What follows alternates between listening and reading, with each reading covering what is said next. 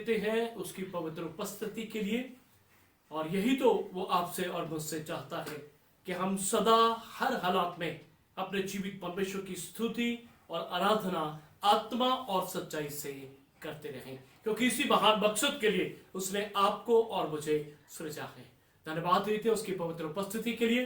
प्रभु यीशु मसीह नासरी के नाम में आप सबका मैं स्वागत करता हूं और विश्वास करता हूं कि आज प्रभु की हुजूरी हमारे जीवनों में, हमारे घरों में है, और जहां कहीं से भी आप हमारे साथ जुड़े हैं वहां प्रभु की उपस्थिति उस घर में और उस ग्रुप में है, उस व्यक्ति में है जिसने आज सचमुच बड़े आनंद के साथ अपने परमेश्वर की आराधना हम सबके साथ मिलकर की है। Praise God. याद रखिए, हमारा परमेश्वर स्तुति के सिंहासन पे विराजमान रहने वाला परमेश्वर है। जहां कहीं परमेश्वर की स्तुति गांव, शहर, देश विदेश, पृथ्वी के छोर तक, घर में और व्यक्तिगत तौर से या मैरिड लाइफ में या परिवार में, जहां कहीं उसकी स्तुति की गई, परमेश्वर वफादार है अपनी उपस्थिति को अपने लोगों में उतारने के लिए। Praise God, hallelujah. मेरे अजीजों, इस धरती के ऊपर आपकी और मेरी सबसे बड़ी जरूरत प्रतिदिन हर क्षण जीवित परमेश्वर की पवित्र उपस्थिति है। Praise God. प्रभु का धन्यवाद देते हैं और आज कुछ वचनों को आपके साथ में शेयर करना चाहता हूं आत्मिक फलों को लेकर के, क्योंकि परमेश्वर की उपस्थिति में ही हम अपने जीवनों में आत्मिक फलों को पनपता हुआ, बढ़ता हुआ और आगे हालेलुया बहुत से फलों को पैदा करने की सामर्थ्य में मजबूत होता हुआ देख सकते हैं। मेरे साथ निकालिए मत्ती रचित सुसमाचार और उसका 7 अध्याय 15 से 20 तक हम पढ़ेंगे। जैसा पेड़ वैसा फल। जी हाँ, आत्मिक फल, अगर पेड़ अच्छा है तो फल भी अच्छा होगा। ये परमेश्वर के वचन की शिक्षा है, परमेश्वर का नियम है। तो आइए, इससे पहले कि हम प्रभु के वचन में जाएं, कुछ बातों को पहले हम देखें। मत्ती रचित सुसमाचार 7 अध्याय 15 से लेकर के 20 आयत तक हम पढ़ेंगे। अपनी अपनी बाइबल्स में आप निकाल सकते हैं। जी पढ़ें प्लीज। झूठे भविष्यवक्ताओं से सावधान रहो, जो भेड़ों के भेष में तुम्हारे पास आते हैं, परंतु अंदर में वे फाड़ खाने वाले भेड़िए हैं। उनके फलों से तुम उन्हें पहचान लोगे। क्या लोग झाड़ियों से अंगूर या ऊंट कटारों से अंजीर तोड़ते हैं? इसी प्रकार हर एक अच्छा पेड़ अच्छा फल लाता है और निकम्मा पेड़ बुरा फल लाता है। अच्छा पेड़ बुरा फल नहीं ला सकता और ना निकम्मा पेड़ अच्छा फल ला सकता है। जो पेड़ अच्छा फल नहीं लाता वह काटा और आग में डाला जाता है। इस प्रकार उनके फलों से तुम उन्हें पहचान लोगे। इस प्रकार उनके फलों से तुम उन्हें पहचान लोगे। मेरे अजीजों, फल पेड़ को लगता है और प्रेज गॉड, परमेश्वर का वचन एक विश्वासी व्यक्ति को एक वृक्ष, एक पेड़ के विषय में बताता है कि एक विश्वासी पेड़ के समान है। और यहां लिखा है, अच्छा पेड़ अच्छा फल लाता है और अच्छा पेड़ बुरा फल नहीं ला सकता और बुरा पेड़ अच्छा फल नहीं ला सकता। और लिखा है कि उनके फलों से तुम उन्हें पहचान लोगे। फल अर्थात जो रिजल्ट, जो उसका परिणाम आखिर में नजर आता है, उससे हम पहचान सकते हैं कि ये व्यक्ति अच्छा पेड़ है या ये व्यक्ति बुरा पेड़ है। मेरे बहुत सी बातें हैं जो आज मैं आपके साथ शेयर करूंगा कि एक अच्छे फल की क्या क्या खासियत होती है और क्या शर्तें हैं कि हम किस रीति से अच्छा फल ला सकते हैं। अगर आप मेरे साथ रोमियो 7 उसकी 4 आयत को पढ़े तो वह लिखा है, सो है मेरे भाइयों, तुम भी मसीह की देह के द्वारा व्यवस्था के लिए मरे हुए बन गए कि उस दूसरे के हो जाओ जो मरे हुए में से जी उठा, ताकि हम परमेश्वर के लिए फल लाएं। Praise God. आपका और मेरा जीवन इस धरती के ऊपर इसलिए सृजा गया है कि हम परमेश्वर के लिए फल लाएं, that we may bear fruit for God। आपको और मुझे परमेश्वर के लिए फल लाना है। और जब यूहन्ना 15:16 हम सभी साथ को बड़े अच्छे से जानते हैं, तुमने मुझे नहीं चुना लेकिन मैंने तुम्हें चुना है और तुम्हें ठहराया ताकि तुम जाकर फल लाओ और तुम्हारा फल बना रहे कि तुम मेरे नाम से जो कुछ मांगो वह तुम्हें दे। आमीन।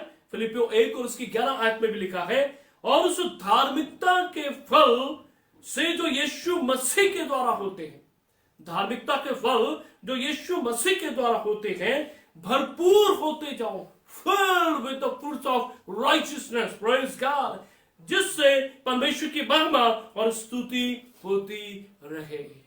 मेरे अजीजों, आपका और मेरा जीवन परमेश्वर फलों से लदा हुआ देखना चाहता है।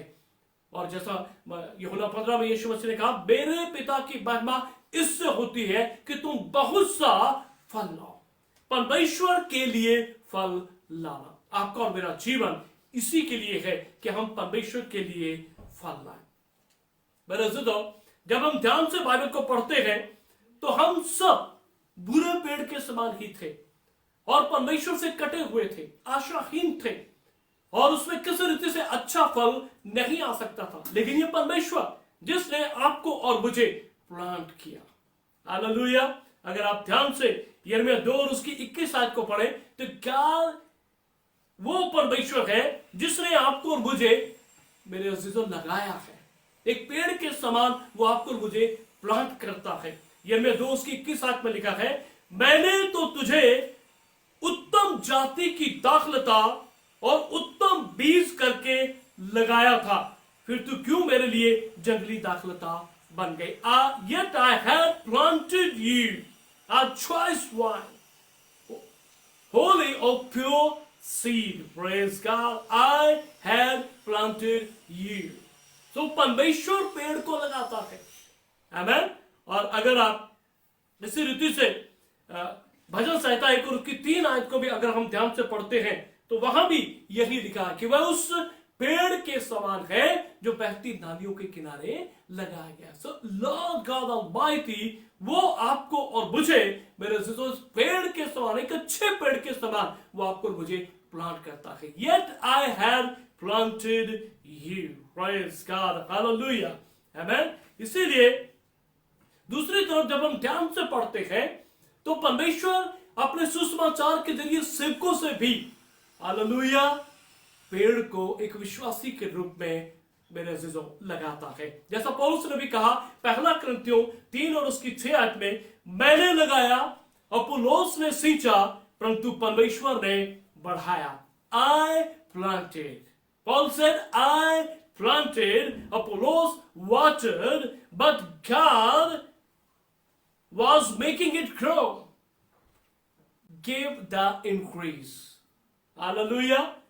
पौलुस कहता मैंने लगाया, अपुल्लोस ने उसको सींचा, लेकिन परमेश्वर ने उसको बढ़ाया। ओ प्रेज गॉड, कितना महान कार्य परमेश्वर अपने विश्वासी जन को देता है, एक सेवक को देता है कि आप एक विश्वासी, जब आप सुसमाचार प्रचार करते हैं तो आप एक विश्वासी को एक पेड़ के समान लगाते हैं। Praise God. जैसा पौलुस कहता I planted and Apollos watered, लेकिन परमेश्वर है जिसने पौलुस के द्वारा लगाए हुए इस बीज को, पौलुस के और अपोलोस के द्वारा सींचे हुए इस पेड़ को परमेश्वर बढ़ाता है। आमेन, हालेलुया। इसलिए मेरे अजीजों, आपको और मुझे सर्वदा इस बात पे ध्यान रखना है कि हम वो लोग हैं जिनके द्वारा परमेश्वर जो है महान कार्य करता है। और मत्ती 15 और उसकी 13 आयत को अगर हम ध्यान से पढ़ें तो परमेश्वर यीशु मसीह अपने चेलों को उत्तर देते हैं, क्योंकि वहां कुछ खाने पीने के विषय में बातचीत हो रही है। लेकिन यीशु ने आखिर में अपने लोगों से कहा, उसने उत्तर दिया, मत्ती 15 उसकी 13 आयत, उसने उत्तर दिया, हर पौधा जो मेरे स्वर्गीय पिता ने नहीं लगाया उखाड़ा जाएगा। हर पौधा जो मेरे पिता ने नहीं लगाया उखाड़ा जाएगा। He answered, every plant which my heavenly Father has not planted will be torn up by the roots, torn up by the roots। इसका अर्थ है परमेश्वर एक विश्वासी को एक पौधे की नाई प्लांट करता है। ओह प्रेज गॉड। और एक सेवक के जरिए जब वो सुसमाचार प्रचार करता है तो एक पौधा लगाया जाता है, और दूसरा जब उसको शिक्षाओं के जरिए या उसकी अगुवाई करता है, काउंसलिंग करता है, तो उसको पानी देता है। लेकिन परमेश्वर लगाए हुए को बढ़ाता है। Praise God. पर ऐसे तो एक अच्छे फल की खासियत, एक अच्छे आत्मिक फल की खासियत भी मैं आपके साथ आज शेयर करना चाहता हूं। याद रखें, परमेश्वर पौधा लगाता है। एक विश्वासी वृक्ष के समान है, क्योंकि बाइबल इस बात को कहती है। बहुत सी आयतें मैंने आपके साथ बांटी हैं। सो पहली बात कि एक विश्वासी जो पेड़ की नाई लगाया गया है और उसका जो फल है वो हर समय उसको फल लगता रहता है, produced in all periods of life. अर्थात हर क्षण, हर महीने, हर साल, कहने का अर्थ है जब से वो पैदा हुआ है और जब परमेश्वर ने उसको चुना है और उसके आखिरी सांस तक वो धर्मी में लगातार फल लगता रहता है। ये आत्मिक फल की खासियत है। Praise God. अगर आप मेरे साथ भजन संहिता 92 और उसकी 12 और 13 आयत को मैं आपके लिए पढ़ूंगा। धर्मी लोग खजूर की नाई फूले फलेंगे और लबनोन के देवदार की नाई बढ़ते रहेंगे। वे यहोवा के भवन में रोपे जाकर हमारे परमेश्वर के आंगनों में फूले फलेंगे। Planted in the house of the Lord, they shall flourish in the courts of our God. Planted in the house of the Lord. Praise God. हर विश्वासी जो परमेश्वर के भवन में परमेश्वर के द्वारा एक पेड़ के रूप में लगाया गया है, क्या लिखा है? वे यहोवा के भवन में रोपे जाकर हमारे परमेश्वर के आंगनों में फूले फलेंगे। और 14 में लिखा है, वे पुराने होने पर भी फलते रहेंगे और रस भरे और लहलहाते रहेंगे। Oh, praise God, hallelujah. Growing in grace, they shall still bring forth fruit in old age. Praise God. लेकिन आज हम बहुत से बुजुर्गों को देखते हैं, पर ऐसे तो बड़ा दुख होता है कि उनके जीवन में जो परमेश्वर का मकसद था आज वो पूरा नहीं हो रहा। अर्थात उनके जीवन में इस बुढ़ापे में भी फल आना चाहिए, लेकिन इसके लिए मेरे अज़ीज़ों आपको और मुझे एक बहुत बड़ी चुनौती आपको और मुझे ग्रहण करनी है कि अगर आप और मैं अभी से तैयारी नहीं करेंगे तो जब आप और मैं बुजुर्ग होंगे तो आपको और मेरा जीवन एक धर्मी की नाई मेरे अज़ीज़ों फल लाने वाला नहीं बन पाएगा अगर हम अभी से उसकी तैयारी या अभी से उस कार्य को करने में लोलीन या बिजी नहीं है। अगर अभी से हमने उसको नहीं सीखा तो हम बुजुर्गी में भी कभी भी अच्छा फल नहीं ला पाएंगे। मेरे अज़ीज़ों आपको और मुझे इन बातों को बड़े ही सीरियसली लेने की जरूरत है। दूसरी बात, आत्मिक फल सदाबहार होता है। Praise God. यहेजकेल 47 उसकी 12 आयत में आपके लिए पढ़ूंगा। और नदी के दोनों तीरों पर भांति भांति के खाने योग्य फलदायी वृक्ष उगेंगे जिनके पत्ते ना मुरझाएंगे और उनका फलना भी कभी बंद ना होगा। हालेलुया। उनका फलना भी कभी, अर्थात उस पेड़ को लगातार फल आता रहेगा, उसको कभी भी वो रुकेगा नहीं फल लाने से, क्योंकि नदी का जल पवित्र स्थान से निकलता है। उनमें महीने महीने नए नए फल लगेंगे। उनके फल तो खाने के और पत्ते औषधि के काम आएंगे। Praise God. मेरे अज़ीज़ों जो पेड़ परमेश्वर की ओर से लगाया जाता है, मेरे अज़ीज़ों उसके पत्ते और उसका फल दोनों इस संसार को और लोगों को ब्लेस करने के लिए इस्तेमाल होंगे।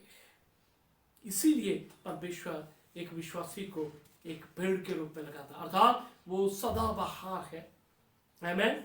और कभी भी उसके पत्ते मुरझाएंगे नहीं, वो लगातार फल लाता रहेगा यहां तक कि उसके पत्ते अर्थात उसका जीवन की हर एक चीज लोगों को ब्लेस करने के लिए इस्तेमाल होगी। तीसरी जो महान खासियत एक आत्मिक फल में होती है वो है कि वो अच्छे भूमि में बढ़ता है, बोया जाता है। अगर आप मत्ती 13:8 को पढ़े तो वहां लिखा है, पर कुछ अच्छी भूमि पर गिरे और फल लाए, कोई 100 गुना, कोई 60 गुना और कोई 30 गुना।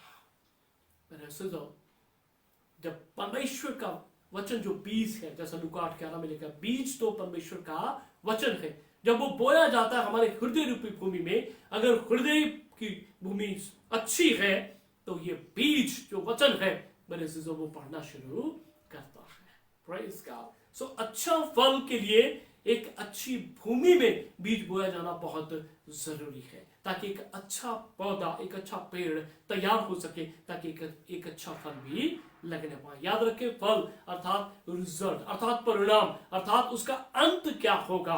Praise God. आमीन। नंबर 4, और इस आत्मिक फल में बहुत सी वैरायटी होती है, ये कई किस्म का होता है। आमीन। अगर आप मेरे साथ गलतियों 5:22-23 हम अच्छे से जानते हैं आत्मा के फल और उसकी 9 तरह के प्रकार हैं। पर आत्मा का फल प्रेम, आनंद, मेल, धीरज, कृपा, भलाई, विश्वास, नम्रता और संयम है। ऐसे ऐसे कामों के विरोध में कोई व्यवस्था नहीं। ओह प्रेज गॉड, हालेलुया, आमीन। सो ये वो फल है जिसमें कई तरह की वैरायटी है, और आत्मा का फल जिसमें प्रेम, आनंद, मेल, धीरज, कृपा, भलाई और नम्रता, दीनता और संयम, ये सब किस्में पाई जाती हैं। ऐसे तो और इसी चीज को परमेश्वर आपके और मेरे जीवन में देखना चाहता है। याद रखें, परमेश्वर हमारे भीतर आत्मा के फल अर्थात मसीह, क्राइस्ट लाइकनेस अर्थात मसीह के स्वभाव और चरित्र में हमें बढ़ाता है, और बाहर हमें बहुत सी रूहों को जीत करके परमेश्वर के लिए फल लाना है। और इन बातों को हमें अपने जीवन के हर हालात में सर्वदा याद रखना। और ये कार्य बाइबल के अनुसार हमारे जीवन की आखिरी सांस तक, यहां तक कि बुजुर्ग होने पर भी कहता वो फल लाते रहेंगे, लहलहाते रहेंगे, रस भरे रहेंगे। अर्थात ये कार्य कभी रुकना नहीं चाहिए, क्योंकि आत्मिक फल जब परमेश्वर ने आपके और मेरे जीवन में देखना चाहता है, और क्योंकि परमेश्वर ने आपको और मुझे प्लांट किया है, लगाया है और अच्छा पेड़ के रूप में, तो वो अच्छा फल भी आप में और मुझ में देखना चाहता है। और केवल थोड़ा नहीं वरन बहुत फल। यीशु ने कहा मेरे पिता की महिमा इससे होती है कि तुम बहुत सा फल लाओ। Praise God, hallelujah. और नंबर 4 आत्मिक फल जो है, नंबर 5, उसमें कोई भी किसी रीति से कोई डिफेक्ट या हम कह सकते हैं कोई भी कमी नहीं होती है। आमीन। अगर आप मेरे साथ इफिसियों 5 उसकी 9 आयत को पढ़े तो वहां लिखा है, क्योंकि ज्योति का फल सब प्रकार की भलाई और धार्मिकता और सत्य है। ज्योति का फल सब प्रकार की भलाई और धार्मिकता और सत्य है। There is no defect in spiritual fruit. Hallelujah. क्योंकि हमारा परमेश्वर जिसने उसे लगाया है, और जब हम उसके साथ संगति में बने रहते हैं, तो जो फल आएगा उसमें कोई भी कमी या खामी या कमजोरी नहीं होगी। सचमुच वो आत्मिक फल मेरे से जो परमेश्वर के लिए होगा और वो उन्नति करता जाएगा। और नंबर 6, ये स्वर्गीय बुद्धि का उत्पादन है। ये स्वर्गीय बुद्धि से पैदा होता है। याकूब 3 उसकी 17 में लिखा है, पर जो ज्ञान ऊपर से आता है, but the wisdom that comes from heaven, और जो ज्ञान बुद्धि ऊपर से आता है वो पहले तो पवित्र होता है, फिर मिलनसार, कोमल और मृदुभाव और दया और अच्छे फलों से लदा हुआ होता है, और पक्षपात और कपट रहित होता है। But the wisdom that comes from heaven is first of all pure, then peace-loving, considerate, submissive, full of mercy and good fruit. And good fruit, impartial and sincere. Good fruit, अच्छे फलों से लदा हुआ होता है। इसका अर्थ है ये heavenly wisdom. Spiritual fruit is the product of heavenly wisdom. ये तभी लगेगा जब हम परमेश्वर से, स्वर्ग से बुद्धि को प्राप्त करेंगे, तब वो फल जो होगा वो मेरे से जो अच्छे फलों से लदा हुआ होगा। Praise God, hallelujah. इसीलिए ये आत्मिक फल की कुछ विशेषताएं हैं जो आपके और मेरे जीवन में मेरे से जो उस वक्त अपने आप बढ़ती चली जाती है जब हम अच्छा पेड़ होने के नाते अच्छा फल लाते हैं, और उसमें ये सब खासियतें और ये सब विशेषताएं उसमें पाई जाती है। तो क्या शर्त होती है एक आत्मिक फ्रूट को पैदा करने के लिए? सबसे पहली बात कि उसका पानी के साथ लगातार कांटेक्ट, पानी के साथ वो लगातार जुड़ी रहती है। जैसा भजन संहिता 1 और उसकी 3 में हम देखते हैं, वह उस वृक्ष के समान होगा जो बहती नदियों के किनारे लगाया गया। अर्थात उसकी जड़ जो है वो पानी के साथ जुड़ी रहती है। पर जो जीवन का जल प्रभु यीशु मसीह है, जब आप और मैं उसके साथ संगति में जुड़े रहेंगे तो ये आत्मिक फल अच्छे पेड़ को लगेगा और उससे ये लगातार उन्नति करता जाएगा। और दूसरी बात, जैसा कि जब अच्छे बीज को ग्रहण किया जाता है और तभी मेरे अजीजों जो आत्मिक फल है वो लग सकता है। अगर बीज को ग्रहण नहीं किया गया और एक अच्छा पेड़ नहीं लगा तो मेरे अजीजों एक आत्मिक फल भी हम देख नहीं सकते। और तीसरी महान बात कि हमारा पुराना जीवन का मरना बहुत जरूरी है, क्योंकि उन्नति के लिए मरना बहुत जरूरी है। अगर आप यूहन्ना 12 उसकी 24 आयत को हम कई बार इस वचन को पढ़ते हैं, वहां लिखा है, मैं तुमसे सच सच कहता हूं कि जब कोई गेहूं का दाना भूमि में पड़कर मर नहीं जाता, जब तक गेहूं का दाना भूमि में पड़कर मर नहीं जाता वह अकेला रहता है, परंतु जब मर जाता है तो बहुत फल लाता है। Death of the old self. जब तक हमारा पुराना जीवन नहीं मरेगा मेरे अजीजों, हम प्रभु के लिए आत्मिक फल बहुतायत से पैदा नहीं कर सकते। इसलिए हमारे पुराने जीवन का मरना बहुत जरूरी है। जैसा हम इस नियम को बड़े अच्छे से जानते हैं, किसान बड़े विश्वास के साथ बीज को बोता है, एक गेहूं का दाना बोया जाता है, लेकिन हम नहीं जानते कि उस एक दाने से परमेश्वर सैकड़ों दानों में उसे कैसे बढ़ा देता है।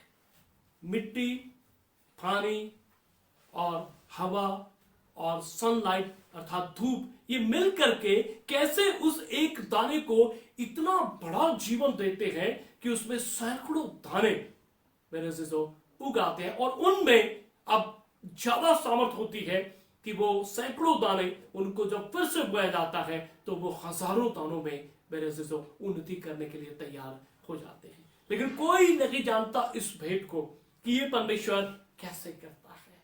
मेरे अजीजों, इसी रीति से आपके और मेरे जीवन के लिए भी बहुत जरूरी है कि हम जब तक हमारा पुराना स्वभाव, पुराना जीवन जब तक मर नहीं जाएगा, हम उसके लिए मर नहीं जाएंगे और मसीह में नई छाल नहीं चलेंगे, तब तक हमारा ये जीवन बहुत सा फल नहीं लाएगा। याद रखें, यीशु मसीह ने यूहन्ना 15 उसकी 5 से 7 तक और 8 आयत को जब हम पढ़ते हैं तो वहां लिखा है, मेरे पिता की महिमा इसी से होती है कि तुम बहुत सा फल लाओ। हालेलुया, आमेन। सो जब तक हम मर नहीं जाएंगे, हमारा पुराना जीवन, हमारा अपना स्वयं का जीवन मेरे अजीजों खत्म नहीं होगा, तब तक हम फल नहीं ला सकते। इसलिए मेरे अजीजों, आज बहुत से लोग इस बात को कहते हैं कि हमारे जीवन में कोई फल नहीं। इसका अर्थ है सीधा सा कि हम आज भी अपना पुराने जीवन में जी रहे हैं। वहां हमारा जो पुराना जीवन था, ओल्ड लाइफ थी, वो अभी मरी नहीं है। और याद रखें, जब तक दाना मरता नहीं वो फल नहीं लाता, वो बहुत फल नहीं लाता। ये परमेश्वर यीशु मसीह ने हमें इस बात को एक संसारिक रीति से, जो किसान गेहूं का दाना बोता है, उससे आत्मिक नियम को समझाया है, आत्मिक बहुत सा फल लाने को समझाया है कि जैसे एक दाना किसान बोता है और वो बोने के द्वारा लगातार सैकड़ों दानों में मेरे अजीजों उन्नति करता है, उसी रीति से जब आप और मैं अपने पुराने जीवन के लिए मर जाएंगे, तब कहीं जाकर के हम परमेश्वर के लिए बहुत सा फल लेके आएंगे। और दूसरी बात, नंबर 4, यूहन्ना 15 उसकी 2 आयत में यीशु मसीह ने एक आयत में कहा, मैं सच्ची दाखलता हूं, तुम सब मेरी डालियां हो। और लिखा है, जो डाली फल नहीं लाती उसे काटा जाता और आग में झोंका जाता, लेकिन जो डाली फल लाती है उसे छांटा जाता है। मेरे अजीजों, अब आप फल ला रहे हैं, लेकिन परमेश्वर जो फल आप और मैं ला रहे हैं उससे संतुष्ट नहीं है, उससे खुश नहीं है, क्योंकि परमेश्वर बहुतायत चाहता है। यीशु ने क्या कहा, मेरे पिता की महिमा इससे होती है कि तुम बहुत सा फल लाओ। लेकिन यीशु मसीह इस डाली को क्यों छांट रहे हैं जबकि वो फल ला रही है? क्योंकि उसमें फल कम लग रहा है। मेरे अजीजों, परमेश्वर जब आप और मैं मांगते हैं, प्रभु मुझे बहुत सी आशीष दे, तो वो आपसे भी मांग करता है कि आप और मैं भी परमेश्वर के लिए बहुत सा फल लाएं। और बहुत सा फल लाने के लिए वो कई बार हमें छांटता है।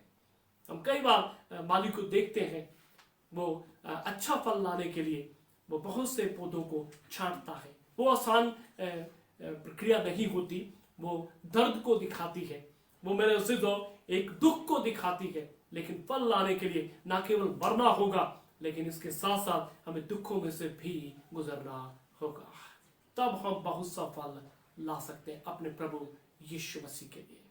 और आखिर में मसीह में हमें बने रहना है। यूहन्ना 15:5 में लिखा है, जैसे डाली अपने आप से फल नहीं सकती, वैसे तुम मेरे बिना कुछ नहीं कर सकते। हमें अपने प्रभु में बने रहना है, प्रार्थना के द्वारा, वचन के द्वारा, विश्वास के द्वारा, आराधना स्तुति के द्वारा, धन्यवाद के द्वारा, और उसके साथ संगति करने के द्वारा, और प्रभु के विश्वासी लोगों के साथ संगति करने के द्वारा आपको और मुझे लगातार अपने परमेश्वर के साथ बने रहना है। तब आपके और मेरे जीवन को जो एक अच्छा पेड़ है, एक अच्छा फल लगेगा, और वो बहुतायत का फल लगेगा, और परमेश्वर के लिए हम फल लाने वाला जीवन जिएंगे, और इससे परमेश्वर आनंदित होगा, प्रसन्न होगा। मेरे अज़ीज़ों, याद रखें, पेड़ परमेश्वर के द्वारा लगाया जाता है, और प्रभु के सेवक के द्वारा भी, जब एक विश्वासी के द्वारा भी जब वो परमेश्वर के वचन को, सुसमाचार को बांटता है, तो वो बीज बोता है और वो पेड़ बनता है, और कोई उसे सींचता है, लेकिन परमेश्वर है जो उस बीज को जो लगाया गया है उसे बढ़ाता है। जैसा पौलुस ने कहा, आई प्लांटेड, परमेश्वर के वचन में लिखा है, yet I had planted you, अर्थात परमेश्वर